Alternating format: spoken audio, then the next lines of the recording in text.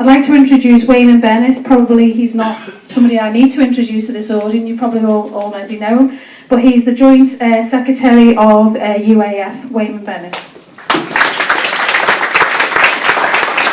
Thank you for allowing the change, because obviously the key question of getting Nick Griffin in belongs here. And I tell you why I'm going back to London is because today a family group of people organised a meeting, a family outing at a place called Legoland.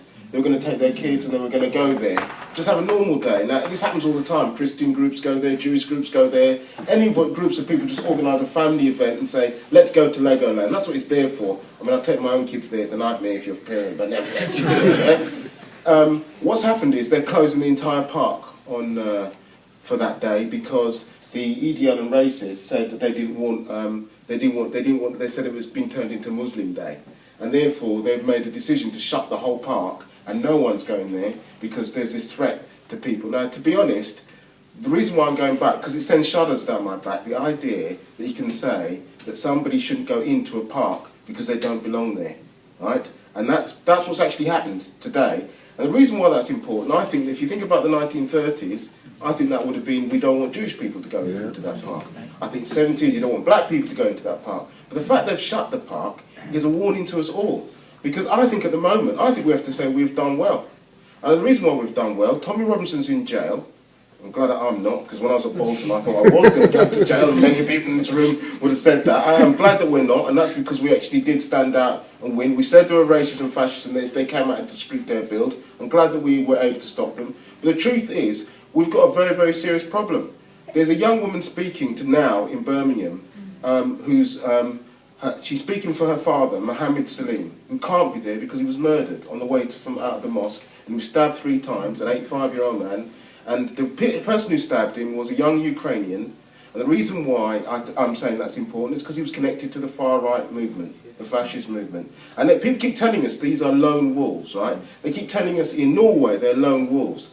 They keep telling us that Griffin isn't connected to these people. They are absolutely connected.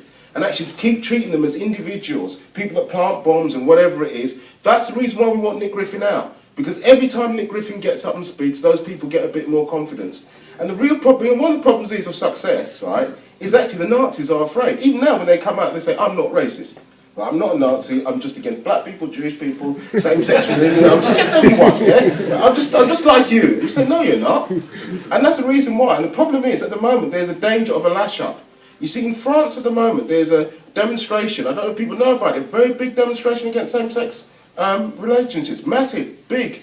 It's gone into the mainstream. The Front National look like they're going to be #1. And they're working with Geert Wilders. Now, I'm not arguing that UKIP are fascist, but they have meetings with UKIP. And UKIP wouldn't meet with them because at the moment it doesn't suit them in Britain to play. In fact, they're trying to, but except they can have comedians making racist jokes. And I tell you something, when you look at what happened in Golden Dawn, there was a UKIP then called ELAS. And then out of that came Golden Dawn. They built the space in order for them to build. Now, the problem is, the order in which it comes, it's important to say we've got our strength on our side. It's important that people kick Griffin out, because I think everybody in Europe says, why is Britain different?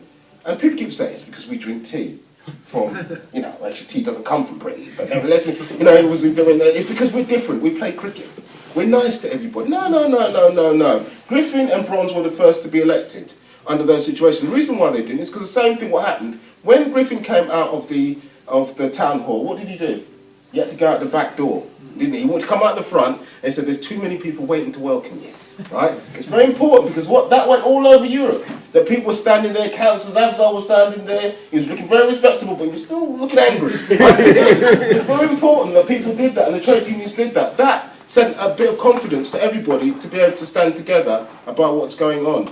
And I think really what we have to understand is at the moment, the stuff that UKIP put out, they're not fascist, but they're building the space. The immigration question is going to be a critical question. Now, the truth is, when we look at UKIP and you look at Farage, what Farage is doing is he says that Enoch Powell's not racist, right? I remember they said, if you say he's racist, we're going to take you to court. I said, do you support Enoch Powell? And he said, Enoch Powell was misunderstood. I said, no, Enoch Powell was a racist, right? He said that grinning pickaninnies are putting dog shit through old older women and terrorising them, and that black people were doing this. Is that not a racist statement? I think it's misinterpreted. No, it's not. It's a racist statement. And when he says Enoch Powell's his hero, we have to say you're a racist. It's difficult, because I think they hide it, and they try and hide what they are, but I think they need to be exposed. When they say the floods are caused by same-sex relationships taking place in Britain, I think that needs to be in the news. Instead of them coming up and saying, I drink a pint with everybody, yeah, you have to say, actually, you're a bigot, and you're actually trying to introduce something. I think we have to stand up to UKIP. It's very important that we do that. I think it's part of a part of what's happening. I've just come from a video shoot with Julie Heldenhouse from Coronation Street. She just made a video for Griffin Must Go. And I believe, I have to say that, you know, I made a video, but I think more people are going to listen to that. Do you know what I mean? I think we have to do two things. Capture the popular imagination. Why is it speaking out now? We have to have that, but at the same time, we're going to have to do the hard work on the ground.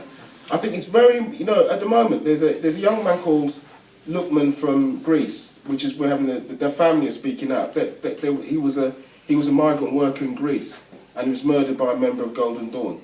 They literally walked up to him on a bicycle on his way to work and said, asked him his name, he told him his name, and they just killed him. And I think that was the atmosphere that was built up by all the anti-immigration stuff that was happening. And that's the reason why we call the 22nd of March is UN Anti-Racism Day. And I was quite shocked today. I don't know, there's a man called Nick Farage on, I don't know if you've ever heard him. He's a kind of right-wing kind of commentator.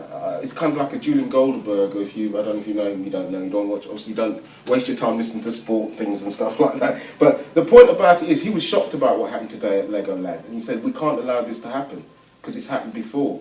So what I want to say is that the final thing I want to say is that I think everybody should head down there, but between the 22nd of March and the 22nd of May, I think there's going to be the most filthiest racist campaign put forward. And I have to say the Tories, they had partly heard of it. Linton Crosby, every week is putting out a racist. I know we're supposed to be we're not supposed, you know, we are against the Nazis, but I'm saying that Linton Crosby's campaign of raising immigration, something has to be said about it. The idea that mainstream parties say that multiculturalism doesn't work, I always say that David Cameron ought to try. Do you know what I mean? The only time he thinks that it works is when it comes on to money's allowed to move around the place. If anybody comes through, Farage says that he's worried that when people speak different languages on the same train as he has done, that train going from Kent is full of international bankers, right? That's the truth. That's why they speak that. That's why he's going to the same mansion that he's going to, right? And the truth is, the reason why they're speaking French on all the kind of different languages is because they run the banking system that caused the problems in the first place.